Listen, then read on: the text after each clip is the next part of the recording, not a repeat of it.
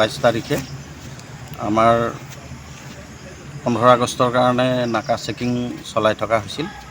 সেই সময়তে এখন গৰু গাড়ী গোলাঘাটৰ পৰা বৰ্ণিহাটলৈ বুলি গৈ আছিল আৰু সেই নাকা চেকিঙত দেখা গ'ল যে গৰু গাড়ী এখন, আৰু তেওঁক কাগজ পত্ৰ বিচৰাত কাগজ পত্ৰ দিব নোৱাৰিলে আৰু তেওঁ ক'লে যে পিছত বেলেগ গাড়ী আহি আছে বুলি ক'লে।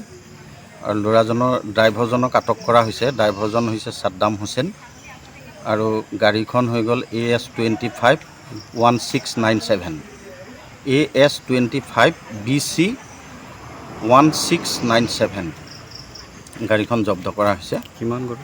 এতিয়া তাত গৰু আছিলে 34টা গৰু আছে আৰু এই গৰুখিনি অবৈধভাৱে অনা বুলি আমাৰ এটা সন্দেহ হৈছে। সেয়েহে গৰুখিনি সুৰক্ষাৰ বাবে আমি গৌশালাত পঠাই দিয়া হৈছে আৰু ইয়াত FIR লজ কৰা হ'ব, সেইমতে বিহিত ব্যৱস্থা হ'ব।